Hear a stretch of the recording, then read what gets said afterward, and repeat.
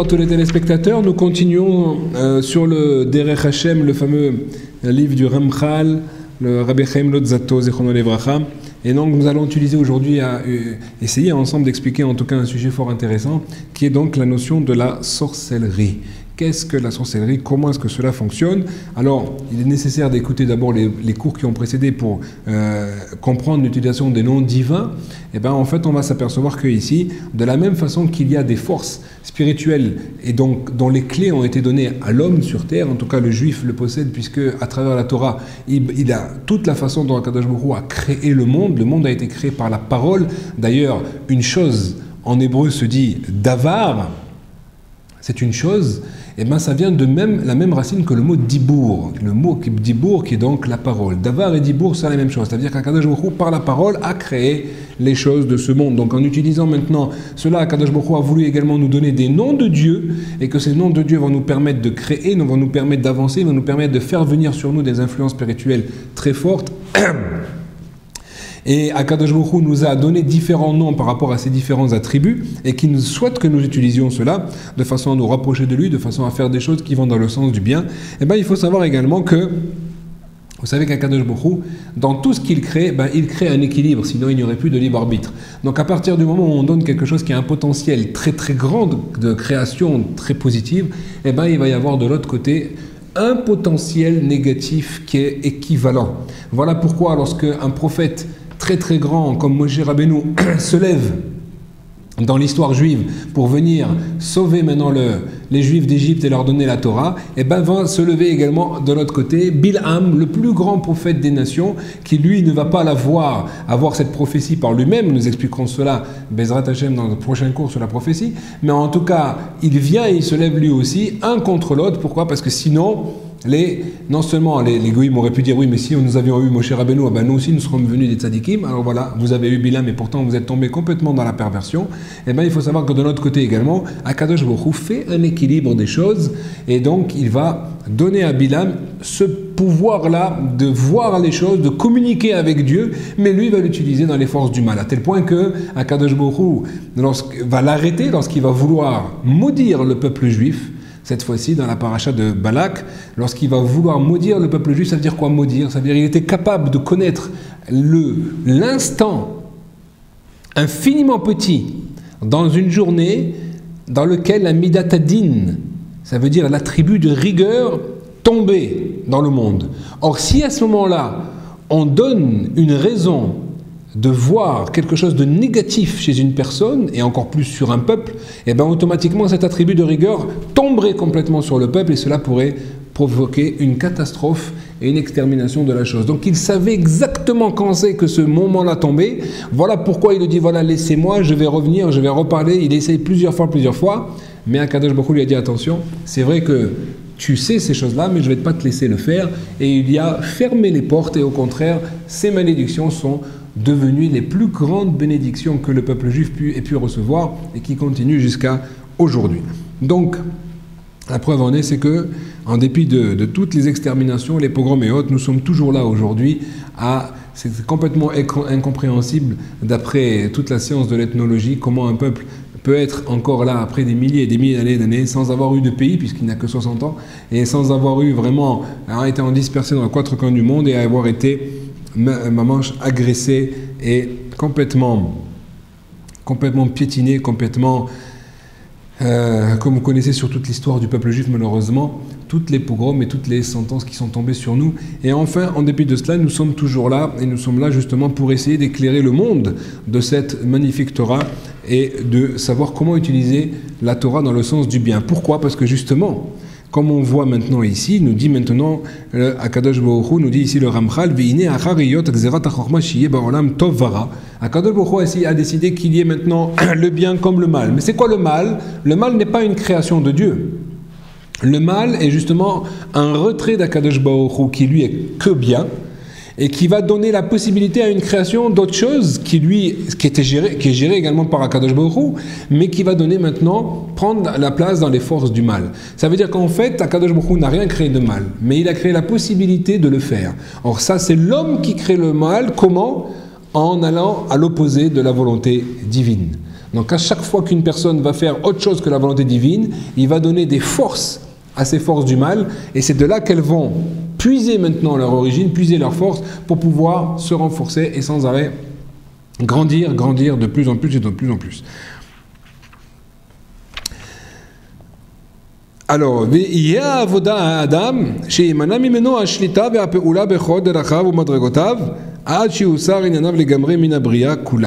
donc on voit ici, il nous dit maintenant le Ramchal que l'homme va devoir maintenant travailler, son rôle à lui maintenant va être de faire attention à se sortir maintenant de ces forces-là qui vont lui empêcher de se maîtriser, qui vont lui empêcher de garder les rênes dans ses mains pour diriger sa vie, pour diriger ses intentions, pour diriger ses pensées, pour diriger ses actions dans le sens du bien. Et donc elles vont lui enlever maintenant cette possibilité et elles vont le faire aller choisir dans l'autre sens, dans le sens de la matière, dans le sens du mal, jusqu'à ce que ça soit complètement enlevé maintenant totalement de la création. Mais cependant Akadosh Baruch Hu, lui qui est la vérité absolue, il nous dit ici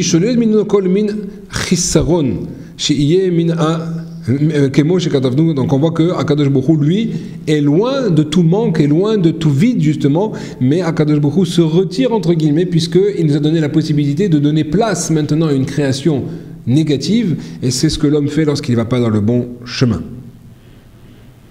Et donc ça devient une réalité. Ça veut dire que le mal en soi n'était pas une réalité, et c'est l'homme qui, en le créant, en fait une réalité comme on le voit. On voit qu'aujourd'hui, le monde de la matière est très fort. Le monde de Édom, cet fameux empire de Édom qui a commencé avec Yavan, c'est Hanouka qui arrive maintenant. Hanouka qui est avec les Grecs qui, eux, ont voulu maintenant, au maximum avec l'épicurisme, etc., profiter de ce monde-ci, aller au maximum de ce que le corps peut faire. C'est d'ailleurs pour ça que l'athlétisme, la gymnastique, etc. a commencé par la Grèce. Ça veut dire qu'on a voulu vraiment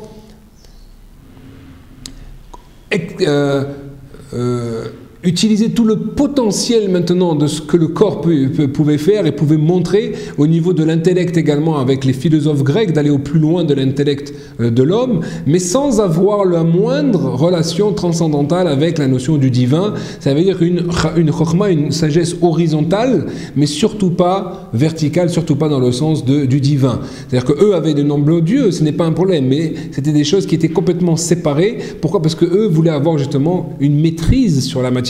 C'est d'ailleurs pour ça qu'ils vont empêcher aux Juifs de faire la Brit Mila, puisque la Brit Mila va être la première alliance qui va créer la sainteté chez l'homme et le relier au divin dans la notion spirituelle. C'est pour ça qu'elle se fait le 8e jour, qui est le signe de l'infini, la notion du 8 qui est complètement spirituelle. Là, deuxièmement, ils vont comment interdire maintenant aux Juifs la notion du Rosh Chodesh, c'est-à-dire la notion de relation dans le temps. Il est hors de question que ce soit l'homme qui décide le temps. Le temps est une création qui continue, alors que le Juif montre que c'est pas vrai. C'est que c'est le Juif qui, lorsqu'il va déclencher le Rosh Chodesh, le nouveau mois, et ben tout le cosmos va se mettre au diapason de la décision du Beddin. Et troisièmement, la notion du Shabbat également, qui est la notion de sainteté, les notions de l'étude de la Torah, d'après certains. Donc tout ce qui fait le relation avec le divin va être interdit justement dans la civilisation grecque, la civilisation qui va prôner donc l'épicurisme de magnifier entre guillemets le culte de l'homme, le culte du corps, mais justement pour se retirer des véritables relations avec le divin. Donc ça, c'est justement maintenant ce que Akadosh Baruch Hu voulait éviter, mais en tout cas, si la personne ne fait pas attention à cela, ben, il va tomber dans ces forces du mal-là. C'est-à-dire que si maintenant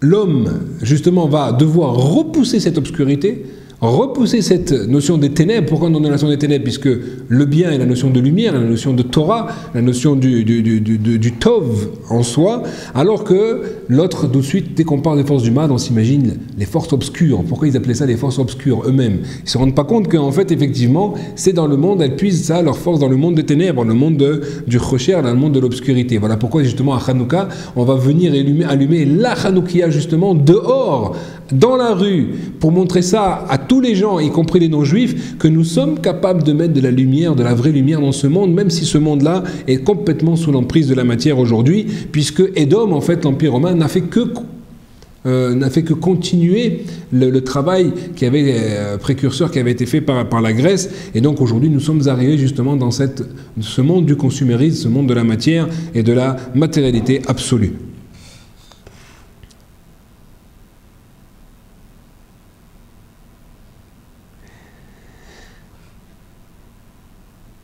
Donc, nous dit le Ramchal également ici, dans notre tête, il dit, de la même façon que l'homme, donc dans ce chemin-là, on avait vu qu'il est capable d'utiliser des noms divins et d'utiliser, donc, grâce à cela, de faire venir sur lui des notions spirituelles très élevées qui vont le faire grandir, qui vont lui faire affiner son discernement.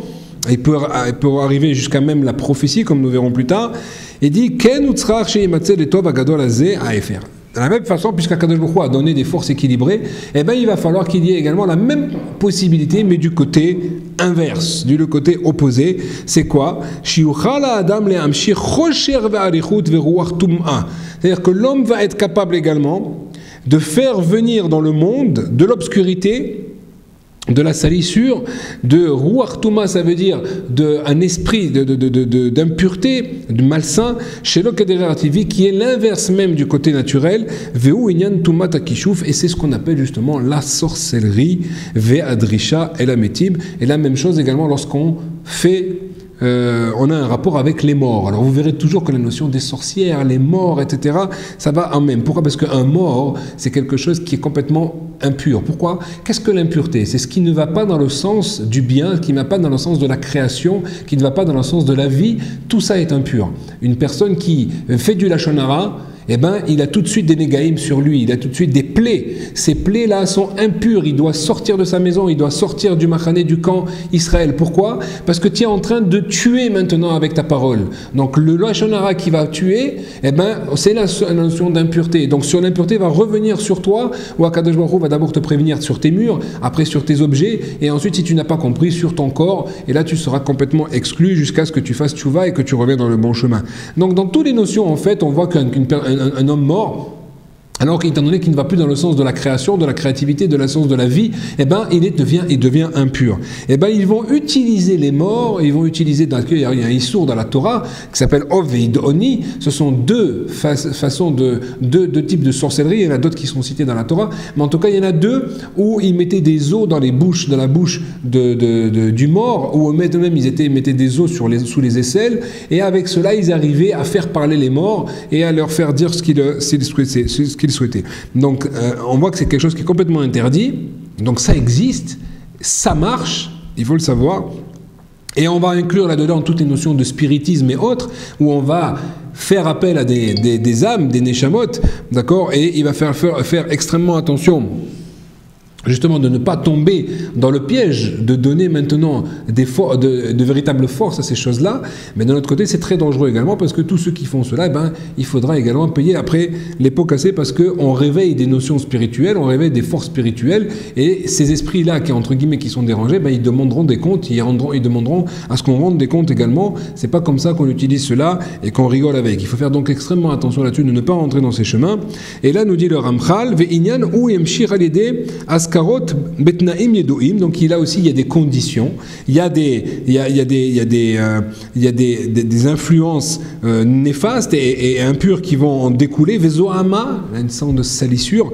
Vous verrez que tout le temps, la notion des sorcières, c'est tout le temps, on n'a jamais imaginé une sorcière ou des sorciers, des gens clean, propres, etc. Non, c'était toujours la notion de saleté, la notion du mal, etc. Le chat également, qui est un animal qui, dans les les êtres, les forces de Touma se collent à lui. Voilà pourquoi il est extrêmement important de ne jamais faire entrer un chat dans une chambre dans laquelle se trouve un mort juif, quelqu'un qui vient de perdre son âme. Lo alenu lo alechem, il faut faire très attention que jamais un chat ne rentre. Pourquoi? Parce que viennent se coller sur lui des forces du mal qui utilisent le chat ensuite pour qu'une fois qu'il est dans la pièce, vont se coller au mort. Et à ce moment-là, la neshama est extrêmement fragile. Voilà pourquoi on allume des bougies, voilà pourquoi on fait des télim, etc. Parce qu'au moment où le corps est sur terre et que la neshama est en train de le quitter, et donc c'est un moment qui est très très très dangereux, très délicat. Il faut faire extrêmement attention que tout se fasse dans une très très grande sainteté. Alors, donc toutes ces choses-là, c'est l'inverse même du rapprochement avec Akadosh Baruch Hu, puisque là on va du côté des forces du mal. Il faut faire extrêmement attention. Et on voit que Akadosh Baruch Hu a donné maintenant des règles là-dessus, avec des noms également de Dieu également. Il y en a donc, certains disent qu'Avraham Avinu a transmis aussi ces noms-là aux êtres de l'Orient. Il faut faire attention là-dessus, de ne pas utiliser ces choses-là à mauvais escient, mais malheureusement on voit qu'ils ne l'ont pas tenu. Et donc là, ils vont tomber dans des niveaux d'encore d'impureté de plus en plus grands, de plus en plus grand. Ils vont être capables même de faire des choses supranaturelles, parce que de la même façon qu'on faisait, comme on a expliqué dans le cours précédent, quand les gens avec les noms divins étaient capables de transcender la matière et de faire des choses qui nous paraissent à nous des miracles, mais qui en fait étaient l'utilisation à bon escient de ces noms-là, de ces noms de Dieu, qui ont des forces au-delà de la matière, puisque on prend ces forces-là du spirituel, donc elles ont plus de force que la matière, et donc automatiquement la matière se subordonne à ses volontés, et donc on est capable de faire le bien. Et bien de l'autre côté également, ça va marcher aussi du mauvais côté. Kema assez, achartumim, comme on a vu les magiciens au temps de Pharaon. Pourquoi? Parce qu'on voit que l'Égypte était le pays qui voulait le plus profiter de ce monde et ne pas donner de limite à la matière, ne pas figer la matière, comme ça le Maharal de Prague explique d'une façon extraordinaire, comme quoi l'Égypte était capable d'utiliser la matière sous plusieurs formes. Elle ne voulait surtout pas figer la matière à une chose précise. Pourquoi? Parce que je veux utiliser un maximum de potentiel. Une fois que j'ai dit un nom et que ce nom veut dire le mot table, alors on va créer une table qui va être créée, comme Akadosh Baruch Hu quand il a créé maintenant les choses. Donc eux, ils vont vouloir maintenant réutiliser des noms qui vont transformer à chaque fois cette matière et de pouvoir lui donner différentes formes. Et c'est ce qui va arriver en fait. Voilà pourquoi même quand Aaron, devant Moshe, jette son bâton et le transforme en serpent, à ce moment-là, les magiciens éclatent de rire. Ils disent, mais comment, c'est ça votre magie? Alors ils ont appelé les enfants, et les enfants sont arrivés, ils disent, voilà, faites-nous la même chose. Et les enfants ont fait la même chose en Égypte. Ça veut dire que les enfants, nous racontent le Midrash, ils ont transformé leur bâton en serpent. Et voilà pourquoi c'était pas du tout impressionnant pour les Égyptiens. Par contre, c'est là où Aaron va prendre le dessus, c'est quand il va retransformer son serpent en bâton, et que le bâton va avaler les serpents des autres magiciens. Là, ils vont se rendre compte qu'en fait, il y a un niveau supérieur. Ils vont baisser la tête, mais ils ne vont pas complètement avouer leurs limites. Il y aura plusieurs plaies. Ils vont réussir à transformer l'eau en rouge, pas en sang comme l'a fait Moshe Rabbeinu, mais en rouge. Ils vont arriver à le faire. Ils vont arriver avec le serpent. Ils vont arriver avec les différentes plaies. Mais par contre, il y aura une limite effectivement quand ils vont arriver à la notion des kinim. Pourquoi? Parce que là, ce sont des créatures qui sont plus petites qu'un grain de blé. Et là, la Gemara nous dit qu'effectivement, les sorciers n'ont plus d'emprise sur une matière qui est trop petite. Il faut quand même qu'il y ait une réalité physique. Si cette réalité devient trop petite, ils ne peuvent plus prendre le dessus, ils ne peuvent plus prendre maintenant le contrôle de cette matière. Et donc c'est pour ça qu'une fois qu'il va y avoir les shrines d'ailleurs, au Shirikinim et le shrine, d'abord les fameux poux, etc., et les fameuses les ulcères, etc. Alors là, sur les ulcères, c'est fini. Là, ils vont plus pouvoir faire la même chose, et donc ils vont avoir honte de revenir devant Moshe Rabbeinu. Pourquoi? Parce qu'eux-mêmes vont être atteints par les plaies, ils ne seront pas capables de l'arrêter. En tout cas, il faut savoir que ces choses-là fonctionnent. Pharaon est élu le plus grand des magiciens. Si vous lisez le Midrash sur la façon dont, pour aboutir à la chambre privée de Pharaon, c'était quelque chose d'extraordinaire, mais il faut voir la magie noire qu'il a utilisée avec des dragons, avec des forces, des bêtes féroces, etc. À tel point que quand il voit Moshe Rabbeinu et Aaron rentrer dans son antichambre, il dit « Comment êtes-vous arrivés là ?» C'est impossible, vous n'avez pas pu passer toutes les barrières que j'ai mises. Et on voit que donc, en fait, c'est là où le chacham juif va pouvoir contrer ces choses-là et être capable justement de contrecarrer ces forces du mal par des forces du bien qui sont supérieures, à partir du moment où il faut faire attention, où il est au-dessus de cela. Et c'est pour ça que même Moshe Rabbeinu avait très peur de confronter Pharaon, parce que Pharaon était au 50e degré d'impureté. Or Moshe Rabbeinu était au 49e degré de pureté. Et donc c'est pour ça qu'il ne veut pas aller là-bas et lui dit, il dit Bo el paro. Il ne dit pas lech, il ne dit pas va, il lui dit Bo, viens. C'est-à-dire quoi? Je viens avec toi. Ça veut dire aie confiance, je viens avec toi et je vais te faire passer les étapes jusqu'à ce que tu vas parvenir devant lui. Et c'est là qu'ensuite, donc toutes les épreuves et toutes les différentes plaies vont tomber sur l'Égypte et que l'Égypte va être complètement détruite par cela, justement par ce manque d'humilité, par ce manque de résignation de la part de Pharaon, qui n'a pas voulu voir la main d'Akadosh Baruch Hu dans tout ce dessin-là et dans toute cette histoire. En tout cas, ici, les notions des magiciens existent, nous dit également le Rambam, en fonction de ce qu'Akadosh Baruch Hu leur a donné la possibilité de faire. Si les gens étaient très grands, eh ben les magiciens étaient aussi très grands. N'oubliez pas que toutes les fables que nous avons, tous les mythes qui existent dans l'histoire, ont une part de vérité, sinon ils n'auraient pas tenu. La Gemara nous dit que quelque chose qui n'a pas un part de vérité dans le mensonge ne peut pas tenir, parce que le mensonge est faux, dans le sens que s'il est faux dans son absolu, il n'a pas de place. Là, il n'y a de place dans ce monde-ci qu'avec la notion de vrai, la notion de bien. Donc il faut puiser maintenant quelque chose de bien, et en fonction de cela, là-dessus, ils vont l'entourer de mensonges à tel point qu'on ne va voir que le mensonge. Mais à la base, il y a quelque chose de positif. Donc c'est vrai que quand on m'en a raconté la dernière fois que les gens volaient en utilisant voler dans le sens dans les airs, quand en utilisant des noms de Dieu, ben c'est vrai, on pourra voir que donc ces fables-là de Peter Pan et autres, eh ben ce sont des choses qui ont une base en fait dans la Torah, et on le voit avec Pinchas, la lutte qu'il a fait Pinchas dans les airs. On le voit également au temps des Tanaïm avec quand ils ont lutté contre Jésus, etc. C'est raconté dans le Talmud de Venise, etc., comment ces luttes ont eu lieu. Donc à chaque fois également ici, au niveau des magiciens, eh ben, on voit qu'effectivement, ils vont utiliser au départ quelque chose, mais là, ils remettent par-dessus de la touma, de l'impureté au plus grand degré. Et c'est la même chose, c'est la même chose également au niveau des démons. De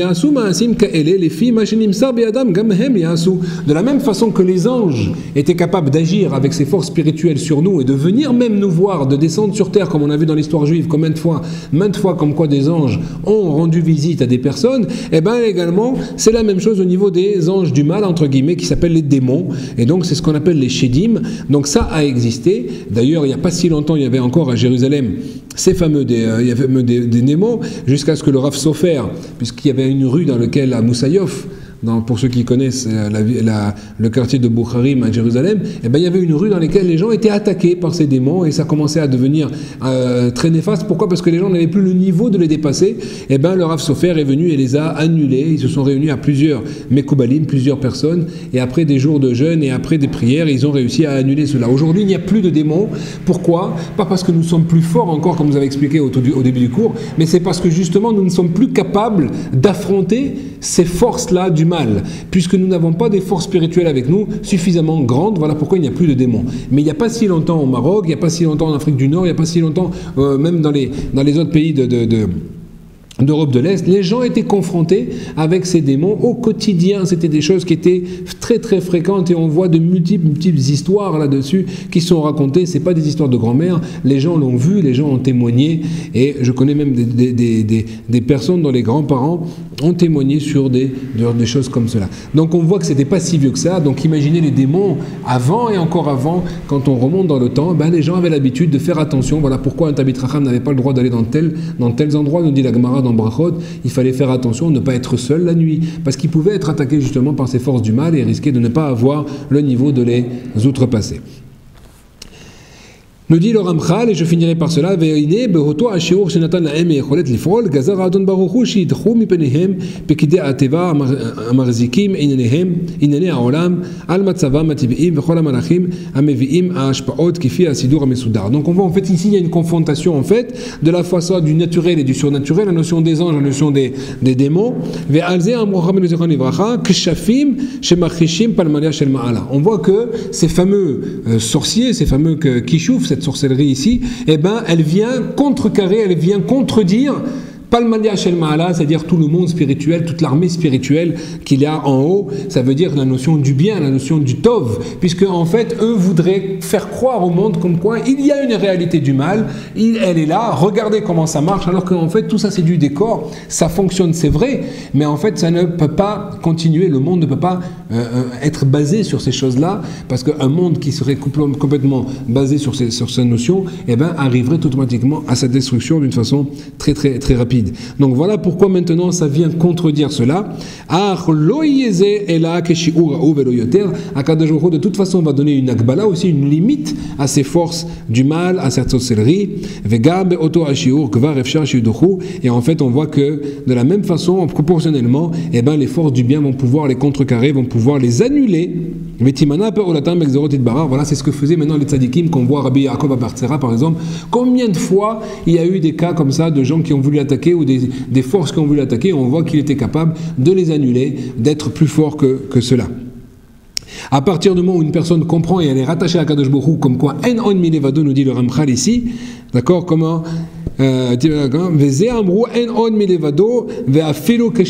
on dit que comme quoi il n'y a rien d'autre qu'Akadosh Baruch Hu, et même la sorcellerie, ça veut dire qu'il n'y a rien qui peut tenir devant Hachem, il n'y a rien qui peut tenir même les plus grandes forces du mal, sauf qu'aujourd'hui les gens ont peur de cela, et ces gens ont voulu utiliser maintenant leur force pour faire peur aux gens, pour les soumettre, mais il faut savoir que d'ailleurs il y a eu plusieurs grandes personnes, on dit même sur Napoléon, comme quoi il était très très fort dans la sorcellerie, et qu'il a gagné également beaucoup de choses avec cela, un être qui était d'abord très mystérieux, que les historiens n'ont pas réussi à cerner. Et ben le Balatania parle de Napoléon et les guerres spirituelles qu'il a fait contre lui, justement contre Napoléon, pour ne pas qu'il ait d'emprise maintenant sur le monde, puisqu'il voulait conquérir le monde, et il est arrivé justement par on racontera ça peut-être une fois, par une stratégie justement à annuler la force de Napoléon, qui est venue jusqu'à lui, où ça, en Russie, et c'est là qu'il va prendre sa première défaite, une fois qu'il va perdre dans cette guerre spirituelle, et ben il va perdre parce qu'il savait que cet être-là, ce tzaddik-là, l'empêchait de gagner toutes ses batailles, et ben c'est de là qu'il va perdre la première, et ensuite perdre tout son empire. Voilà, Medat Hashem, que nous soyons tout le temps conscients de ces choses-là et que nous arrivions uniquement à révéler les forces du bien dans ce monde. Amen. Kenyarat.